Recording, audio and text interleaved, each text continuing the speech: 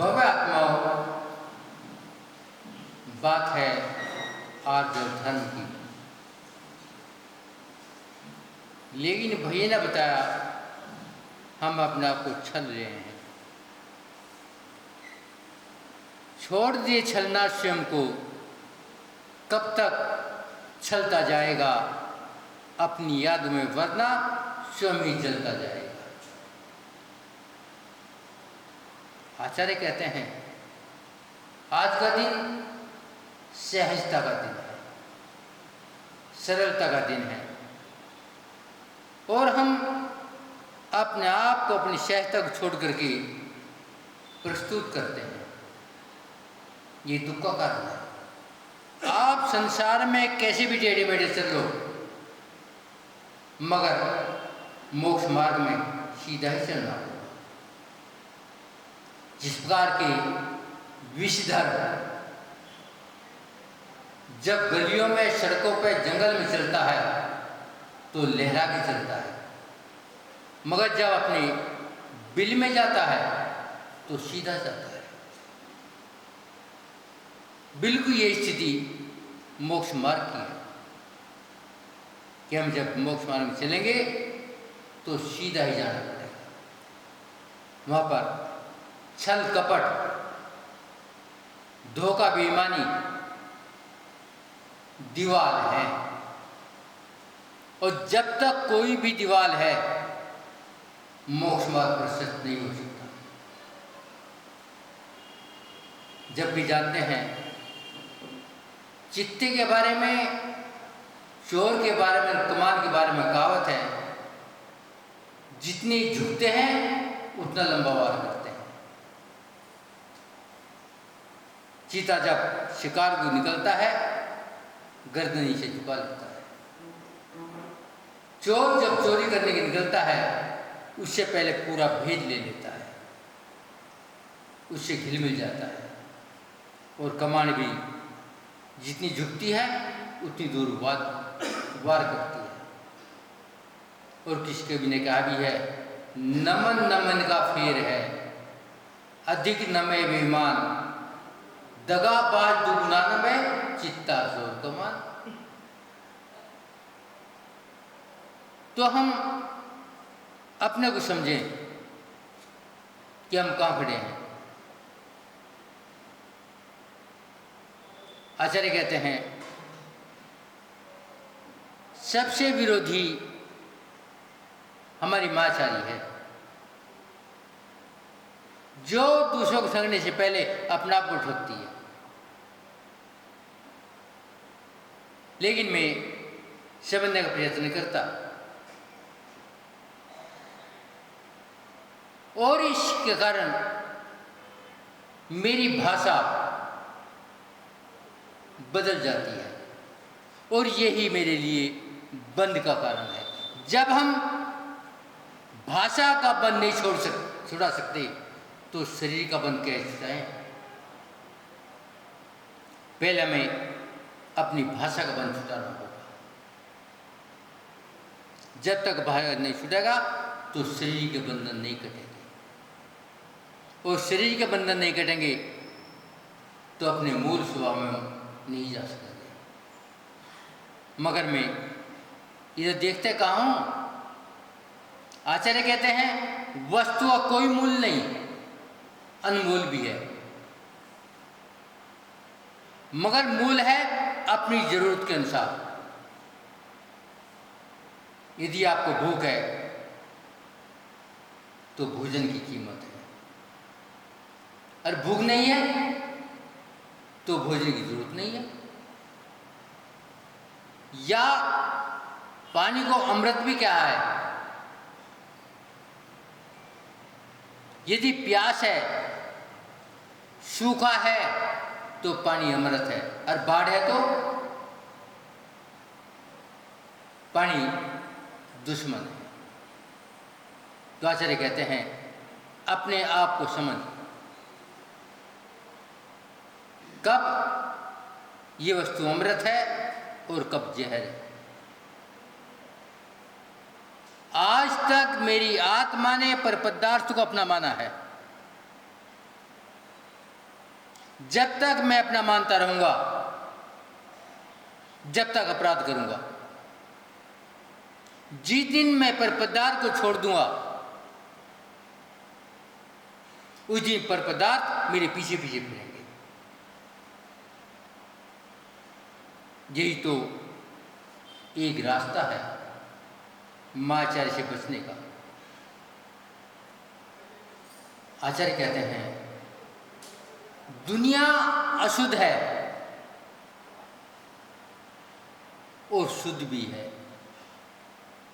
मगर आपने देखा होगा 16धारी स्वयं बचता है,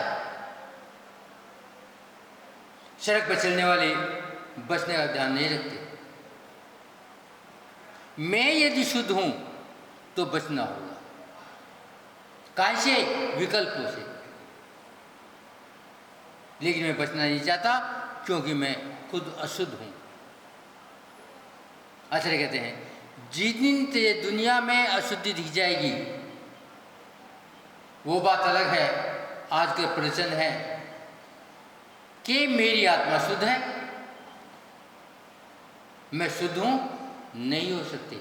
जब तक पात्र अशुद्ध है,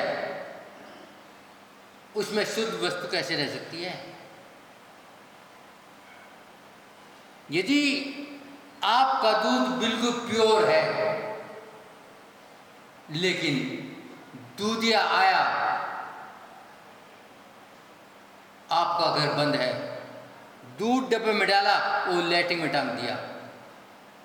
जब बर्तन भी अलग है, दूध भी अलग है, कुंडी भी अलग है, आपका मन हो गया क्या? क्योंकि स्थान अशुद्ध है। आचार्य कहते हैं जब तक तेरा मन शुद्ध नहीं है, तेरी वाणी शुद्ध नहीं है, तेरा शरीर शुद्ध नहीं है, तो तेरी आत्मा शुद्ध नहीं हो सकती। यही मोक्ष मार्ग है। लेकिन मैं मोक्ष मार्ग पर चलना नहीं चाहता, मात्र आडंबर कर रखा है, दिखाना चाहता हूं। आचार्य कहते हैं सब कुछ क्या है? अपने आप को कुमार्ग पर चलाना है। आचार्य कहते हैं कुटिलता का भाव ही आर्जव धर्म है, कुटिलता का त्याग ही आर्जव धर्म है।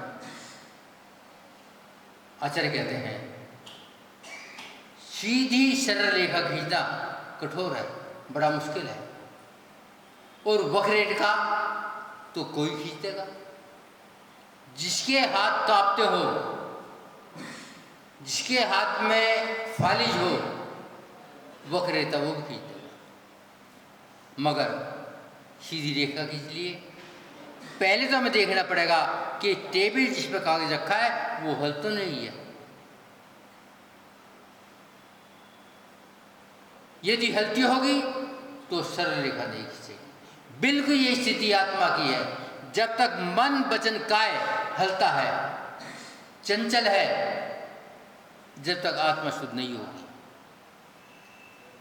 जब तक कुटिलता नहीं निकलेगी, आर्जव धर्म नहीं आएगा। जब एक सीधी रेखा के लिए इतना कुछ करना पड़ता है, तो आत्मा को मोक्ष में बुलाने के लिए क्या नहीं करना पड़ा? आचार्य कहते हैं कोटि जन्म तप तपे ज्ञान बिन कर्म झेले जा। ज्ञानी के छिन्माए त्रिगुप्त से सेठ, मोर भ्रम कहाँ हो गया? कहाँ भ्रम है? ज्ञानी के आपने किताब के ज्ञान को ज्ञान मान लिया, लेकिन इनमें क्या क्या? त्रिगुप्ति से। लेकिन आप क्या करते हो? त्रिभुक्ति। और आपने ज्ञान मान लिया। ये सबसे बड़ा भ्रम है, और यही आर्य धर्म के लिए बाधा है। तो आचार्य कहते हैं यदि सीधी रेखा खींचनी है तो सबसे पहले टेबल को देखना पड़ेगा कि मेरी टेबल हल तो नहीं रही है। उसके बाद में कागज को जमाना पड़ेगा, उसके किनारों पर कील लगानी पड़ेगी। उसके बाद पेंसिल को बनाना पड़ेगा, उसकी नोक पतली करनी पड़ेगी। उसके बाद इंच टेप लेना पड़ेगा, स्केल कहते हैं जिसे। उसके बाद लेन खींचेगी, यदि हाथ कांप गया तो लेन टेढ़ी हो जाएगी। तो आचार्य कहते हैं जब एक लेन के लिए इतने पुरुषार्थ की आवश्यकता है तो अपने अंदर कुटिलता निकालने के लिए कितने पुरुषार्थ की आवश्यकता है। पहले मन को, वचन को, काय को अपने अधीन करना पड़ेगा। जब ये अधीन हो जाएगा फिर हमें देखना पड़ेगा कि मैं कहाँ खड़ा हूं। मगर आप तो बस 2 लाइन पढ़ ली, रीत सेमेशर की पढ़ ली, फिर तो आप भगवान से कम नहीं है, फिर तो परमात्मा है। फिर तो आप उपदेश देते हो, और क्या क्या उपदेश दो, तेरे में ये कमी है। कमी किसकी निकालते हो? मुनियों की, दूसरों की नहीं निकालते। और अपनी कमी देखते नहीं। अब मैं सोफे पे बैठा बैठा भगवान की पूजा कर लेता हूँ, जूते पहने पहने भोजन कर लेता हूँ, क्योंकि अभी हाथ भी, मन भी, वचन भी, काया भी सब अस्थिर है। वहां क्या है? त्रिगुप्ति से जहां मन, वचन, काय तीनों स्थिर हैं, वहां भेद विज्ञान होगा। जब भेद विज्ञान होगा उसके बाद में कर्म झरेंगे, उसके बाद आर्जव धर्म होगा।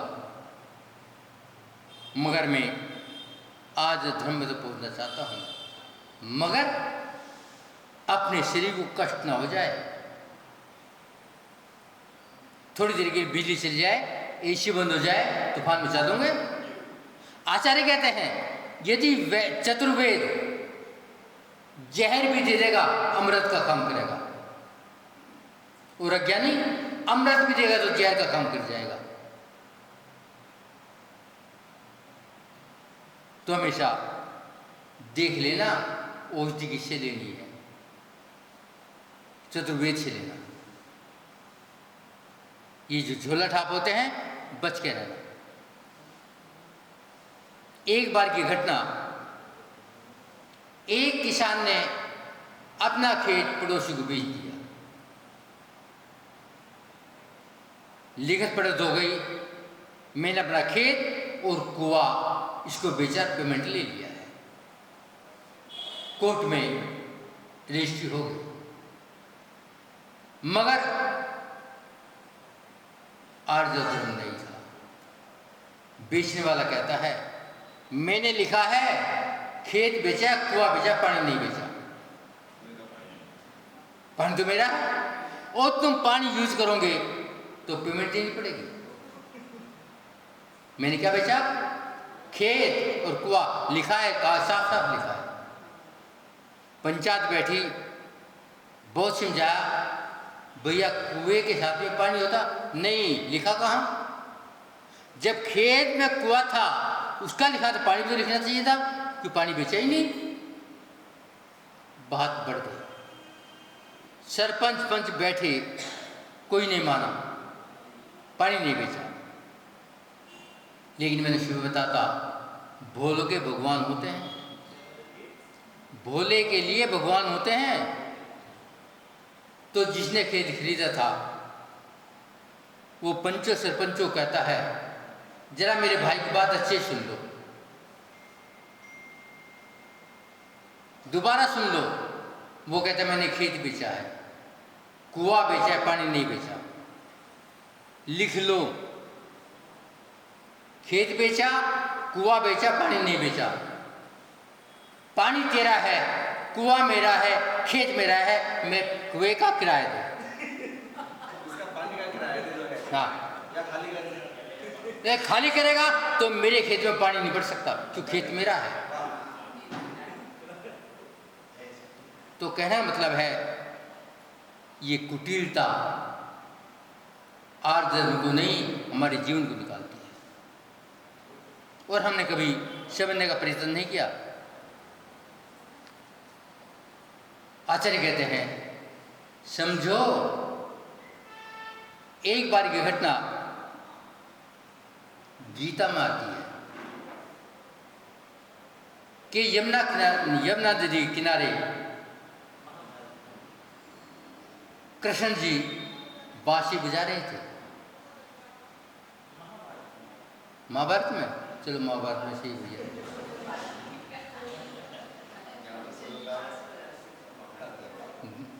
बंसी बजा रहे थे, हिरण और विषधर नाच रहे थे। इतनी देर में गोपियां पानी भरने के लिए आ गई यमुना पर। वो देखा कृष्ण बांसुरी बजा रहे हैं, बड़े आनंद में हैं, बड़े खुश हैं। तो गोपी आई और कहती हैं ईर्ष्या से, ये काली कुलटी, इतने छेद और हम इतनी सुंदर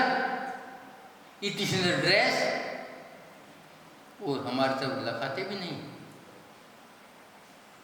और इस काली कुलटी को होठ के लगा रखा है। कृष्ण जी कहते हैं, आप ठीक कहती हो, लेकिन इस काली कुलटी में 3 गुण हैं। पहला गुण है, ये अपने आप से बोलती नहीं। दूसरा, जब बोलती है मिठाई बोलती है। और तीसरा गुण तो बड़ा विशेष है, अंदर कोई गांठ नहीं है, सरल है, और सरल ही तो आर्जव है। यदि ये गुण तुम्हारे में हो जाए तो फिर यहां आने की आवश्यकता नहीं थी। फिर तो आप परमात्मा के शरीर में बैठ जाते हैं। मगर मैं अपने आप को देखना नहीं चाहता। विचार करो क्या स्थिति है, क्योंकि मैं सच्चाई से दूर रहना चाहता हूं। आचार्य के जरा विचार करके देखो कि एक गुरु द्रोणाचार्य ने दुर्योधन को बुलाया और कहा, जाओ नगर में से कोई निश्चल आदमी देख के लाओ, सरल आदमी देख के लाओ, निष्कपट आदमी देख के लाओ। सारे नगर में घूमता रहा। सुबह से शाम हो गई, शाम को खाली खड़ा हो गया।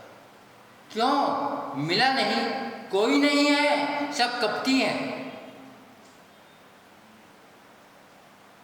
कोई सरल है ही नहीं। फिर उन्होंने युधिष्ठिर को बुलाया, जाओ इस नगर में से कोई कपटी आदमी ढूंढ के लाओ। वो सारे दिन घूमता रहा, शाम को खाली हो गया, कोई नहीं लेगा, लाए नहीं, कोई कपटी है ही नहीं, सारे सज्जन आदमी हैं।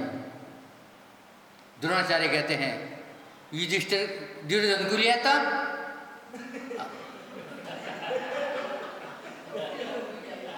तो युधिष्ठिर कहता उसमें भी कुछ गुण है। तो कहते कुछ तो लाता, मल को उठा लाता, उसमें तो गुण है। अब यदि मल ना होता तो ये हरियाली ना दिखाई देती। तो कहने का मतलब जो मेरे अंदर भरा है वही तो बाहर निकलेगा। यदि मेरे अंदर कपट है तो सब कपटी दिखाई देंगे, और आर्जव धर्म है तो आर्जव दिखाई देगा। लेकिन मैं अपने अंदर कपट भर करके आर्जव दिखाना चाहता हूं। आचार्य कहते हैं संभव नहीं है, अपने को कपड़े निकालो। लेकिन मैं निकालना नहीं चाहता। सोमा रानी निश्चल थी, उसका पति कपटी था, और पति ने कहा लो तुम्हारे लिए हार लाया हूं, और उसमें जहरीला सांप ले गया था। ऊपर फूल भरे थे, बीच में जहरीला सांप था। जहां आर्जव धर्म होता है वहां परमात्मा खड़ा होता है।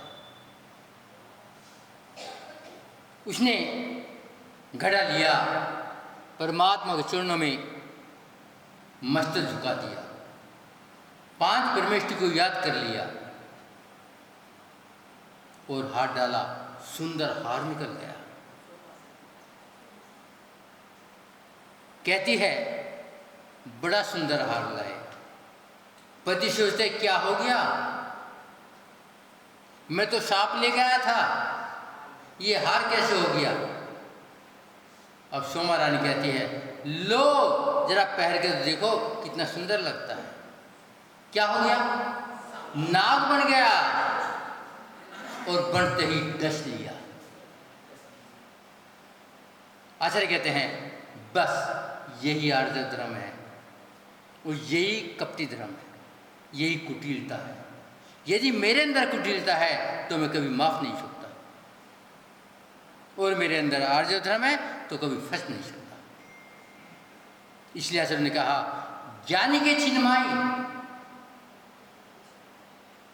ज्ञानी के चिन्हमाही त्रिगुविद्या सहित रहते। कि जो ज्ञानी होते हैं उसके कर्म बगैर किसी पुरुषार्थ के अपना आप कर जाते हैं। क्यों? क्योंकि वहाँ भेद विज्ञान है। उनने शरीर आत्मा को अलग जान लिया है। अब शरीर का कष्ट उसका कष्ट नहीं है, और उसने अपने आप को जाना मैं कौन हूं, और आपने जाना क्या, ये शरीर मैं हूं। बस यदि आज जब जानना है तो शरीर का और आत्मा का भेद विज्ञान करना पड़ेगा। इससे पहले कुछ नहीं होगा। समय आपका हो गया, अजय 5:20 का टाइम है बाबूजी, क्या बात है।